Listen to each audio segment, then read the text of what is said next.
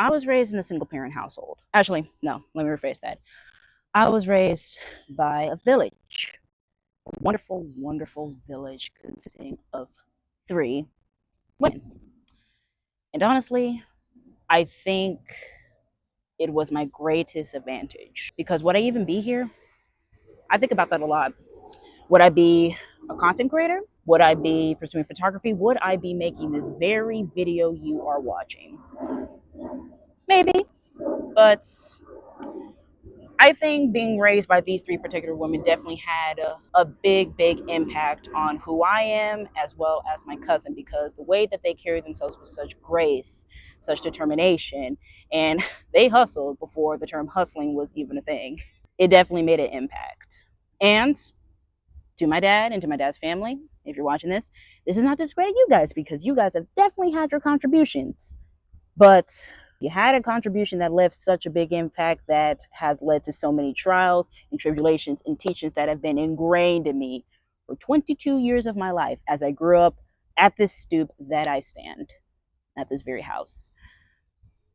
No. And yes, I know the statistics, specifically the statistics of single parent households, especially how it's a disadvantage for Black children. But why focus on all the negatives that we already know? How about we focus on the positives and listen to individual stories like myself and how those experiences have made me and how they shaped me?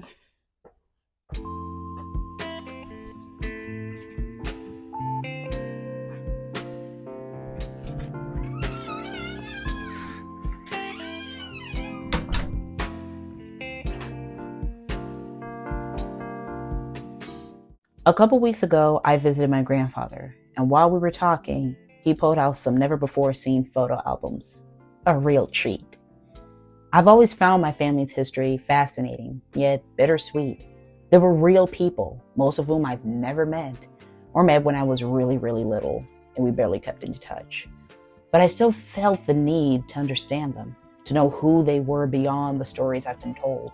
And then I saw her, Monica Lanier. Not the version I grew up with, but a younger woman I almost didn't recognize. In my mind, she's always been the hardworking, no-nonsense, workaholic woman who carries so much on her shoulders. This is a woman who lost her father at a very young age, who at the age of 11 grew up in the height of the Jim Crow era and understood prejudice long before she had to have.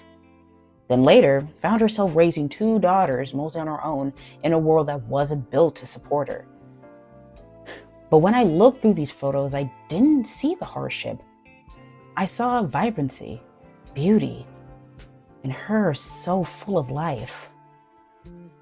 There was a lightness to her that felt unexpected. And I truly believe that spirit is what kept her grounded and what carried her through while raising my mother and my aunt. Those photographs felt like a foundation of everything she later became. And by the time I came into her life, she had softened a bit into the spoiling grandma. Oh, but she loved hard, and she showed it every single day of my life. Firm, still no nonsense, because she understood something deeply. Just because times changed doesn't mean the challenges disappear, especially for Black women in America. Because one, we're a person of color, and then we're a woman. So put the two together and the world can become a lot more complicated. So she made it a point to set me straight whenever she could. It didn't matter that I was the awkward, introverted kid who preferred observing over participating. She wanted me to truly understand the world I was stepping into. At first I didn't get it, but when I was at the beginning to appreciate those lessons at 14, she was gone. To me, she's forever frozen in time. And to her, I'll always be 14 years old.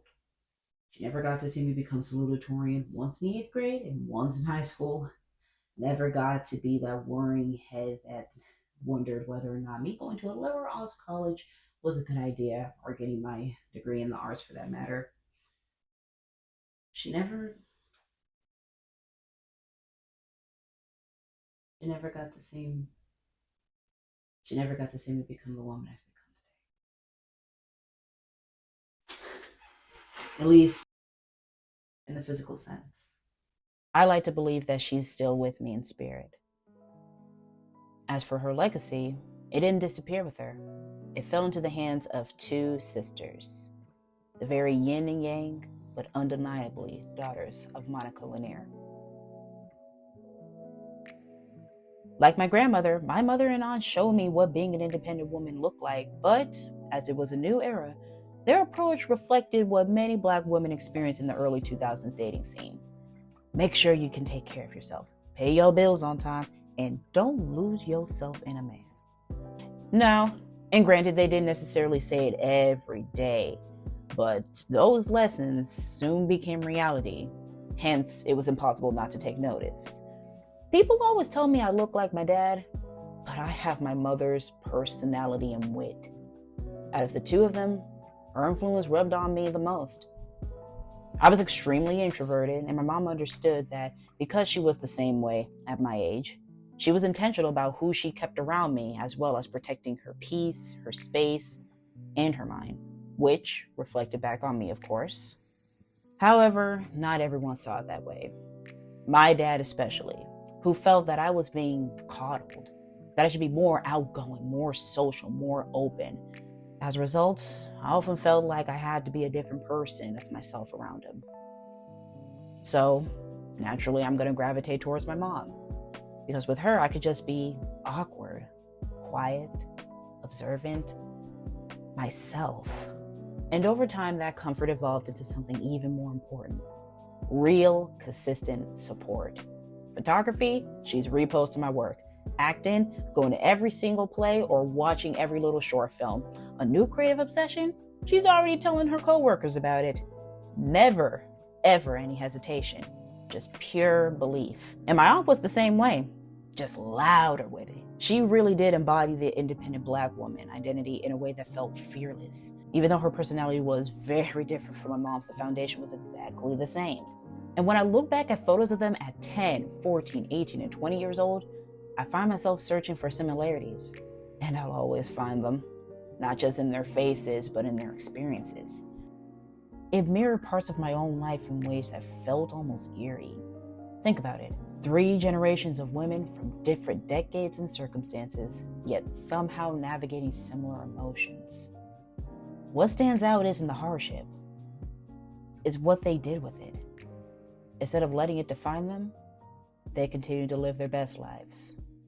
The very lives that would go on to raise the 3rd generation of Lanier women. 2 girls named Saffron Hurt and Naomi Reed. Before I was 14, I never really absorbed the pain of losing someone I loved. It's different when you barely know someone because you have little to no fond memories, so it didn't really hit me as hard when a 6th or 7th or a 3rd cousin or somebody on the extended side of the family died. But when my grandmother died, I had to confront that very idea on a personal level and experience loss in a completely different way. Because I've known her all my life. She raised me in the very house that I'm sitting in. And it was one of the hardest lessons ever taught to me. Unfortunately, it wouldn't be the last. Other lessons followed, many of them self-inflicted by my reckless and overly romantic young spirit. Remember when I said these women taught me not to lose myself in a man? That's easier said than done when you're a hopeless romantic. For a long time, I believed I had everything except the one thing that would complete the picture: a loving partner. So in chasing that, I almost lost myself in this chase, in the pursuit of love. It took a lot of self-reflection and a really bad breakup until I finally understood what those women have been trying to teach me all along. As for my career, deep down, I believe God put me on this earth to create. I tried exploring safer options, but to no avail. The creative spirit and thrill was too strong to give it up entirely, at least. From cinematic storytelling through YouTube, through the visuals I created with my camera, I tell stories which in turn entertain and, what I hope, could inspire people. Contrary to what people say, a career in the arts and entertainment industry isn't a pipe dream, but it's no easy feat. If you're willing to grow authentically and stay committed to your craft, it will pan out. Why do you think I've been able to accomplish so much at a young age?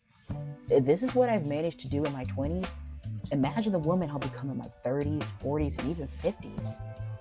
There's a saying that parents want their children to do better than they did, to go further than they could. and to remember the people who helped them get there, what these three women did for me. So as your daughter, granddaughter, and niece, thank you. Despite your flaws, your mistakes, and your humanity, you helped shape the person I am today. You helped shape the mind and fruitful life of Saffron Hurt.